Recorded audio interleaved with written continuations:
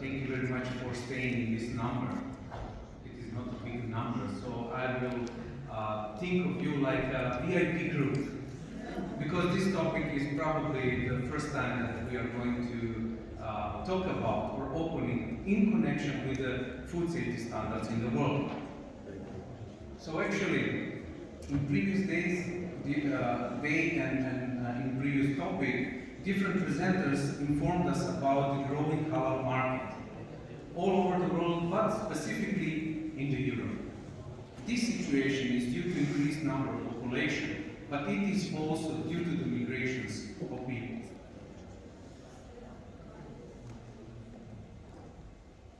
So millions of people have crossed borders, and many try to reach developed countries just to escape hunger, especially the ones living in sub-Saharan Africa. Most people running away from hunger are refused entry and protection in other countries because they do not qualify as refugees in legal sense. They are in those cases detained and held in processing of detention centers before forcibly repatriated to their own countries. But there are also ones that had the possibility to stay in developed countries. In those cases, people wanted to save their religion, language, and sometimes the only possible way was through the food. As anthropologist Claude Lévi-Strauss said, man's relationship with food is analog to their relationship with language. Both relationships occur naturally and culturally at the same time. The element of identities, including religious identity. And when you have minorities with their cultural, religious, and food need, you have new ingredients, you have new rules, and you have cuisine which affect food industry and market, especially in this case of the market of Europe.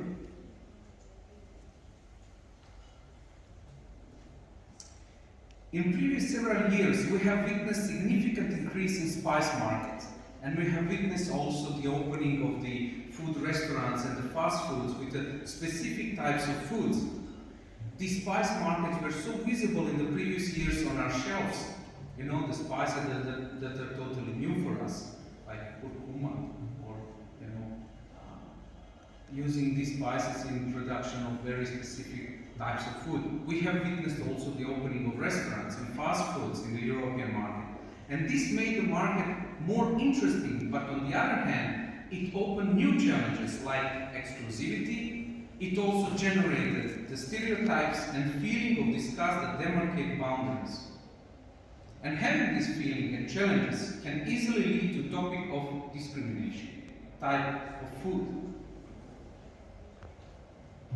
In 2010, report said 74% of Muslims live in 49 countries. But by 2030, the world's total Muslim population is expected to increase by 35%, so it would be like 2.2 billion people. Islam is also the fastest growing religion, which has positively affected the demand for the halal products on the different markets. And these estimations are that the global halal food and beverage market size is valued at $774.93 billion in 2021. But till 2030, actually, it is going to grow a compound annual growth rate of 3.6%. Halal food consumers, on the other hand, are today more aware and educated in their daily food consumption purchasing. They do not only concern about the food ingredients, whether it is halal or not, but also curious about all the activities involved along the supply chain, whether the products that they purchased were truly halal all the way. But today, halal food consumers, and specifically Muslim migration population, experience different kinds of concerns where availability of halal food or ingredients is just questioned. At the end of the World War, Second World War actually, and migrations were going to France or Algeria, but later they were just moved and continued in Italy. At the end of this migration, there were more than 800,000 migrants living in Italy, and today this number is about 2 million foreign-born residents living in the country. Immigrants are identified by their religious beliefs, and often these religious beliefs are regarded as negative features. All immigrants coming from Africa are described as Muslims in Italy. Muslims, some Italians believe, want to import Islam to Italy, and often Islam is portrayed by the media in connection with violence and terrorism. Immigrants instead use their religion to reinforce their self-esteem and their sense of identity. And in order to obtain identity in Italy, and food is an important part of personal identity, we realized, halal butcher shops became a place where Muslims of all different nationalities can meet and form community. So halal meat too has a symbolic meaning that is different to Muslim and non-Muslim population. And exactly there, racism and discrimination could be seen as the Italian public often associates ritual religious slaughtering of animals, or halal slaughter, with barbaric and violent traditions that reflect the characteristic of what they see as a bloodthirsty religion. Because we couldn't follow everything what is happening because of the COVID-19 and all the news connected with COVID-19. In 2021, after the ruling of European Union Court of Justice giving the European countries the right to impose laws concerning the obligation of anesthesia on animals before slaughtering, since it does not contradict with the freedom of Jewish and Islamic religious beliefs and rituals, the ban has been spreading quickly and widely. The first to start was Belgium, then Poland, and Cyprus, and at the end Greece joined. I think it was at the beginning of 2022. So what actually is the basic for this decision? Basic for this decision is the legislation, actually the law of animal welfare. Are you familiar about the law of animal welfare? When this law was started, actually is a dark one, because the law banning halal slaughter appeared in Europe in 1933 when the Nazis banned kosher slaughter. Idea behind that was to lower the possibilities for a religious group of people to have access to specific food or the type of food. Similar situations connected with the food are happening all over the world. As an example, in recent times there were a couple of protests in India. Many Hindus protest against Indigo Company on Twitter, also against Air India. There is a legal expert in India from New Delhi that launched an attack against McDonald's for their stealth halal. All of this led in 2022 to a petition filed in the New Delhi Indian Supreme Court that has sought a complete ban on halal products and halal certification, claiming the fundamental rights of 85% citizens were being infringed for the sake of 15% population who use these products. So it is a hard struggle for people of communities to find halal certified products on the market if this is happening all over the world.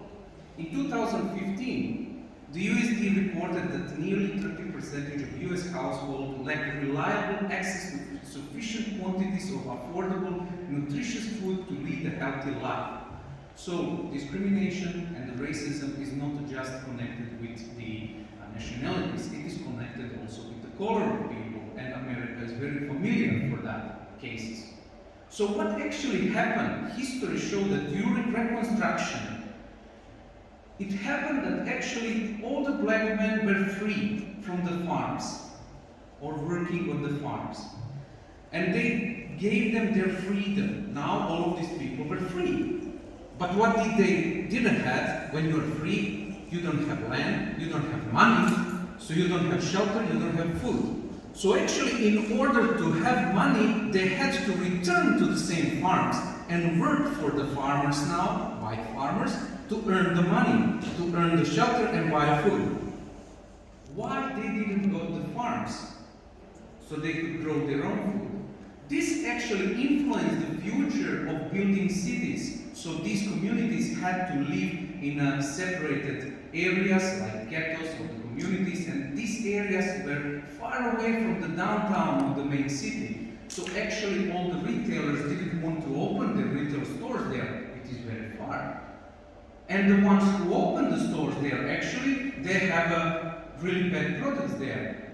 So you have the sufficient amount of food, but this food is not a healthy food, it's not fresh, it's canned, it's a food full of sugars. And that's why these communities, like indigenous people, like black people, like Hispanic people, have more health issues than the other ones, because food is not there. There is a new thing that is brought up to attention in America, and this is food apartheid. It is also connected with the racism and the discrimination in the food.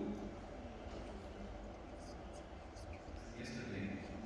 Remember the story how COVID started? Main reason was the video of Chinese woman eating bat soup. Bats were identified as a possible carrier of coronavirus at the Wuhan market restaurant. This was it, you know? So, video actually was recorded 4 years before in Palau by internet celebrity Wang Mingyu. This lighted up an old ideas relying on old racial tropes and fueling fears about the ways Asian people eat. This situation with COVID significantly led to a drop of sales in Chinese food market. What is this? That's a food discrimination.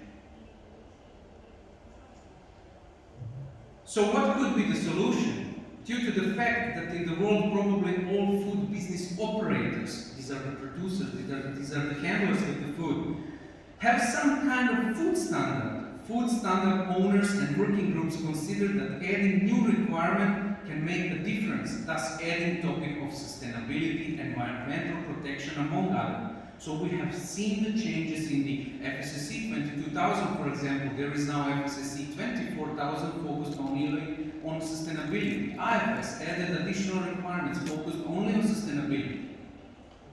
According to this, adding of topic like food discrimination and racism in food safety standard requirements has been logical, has sense.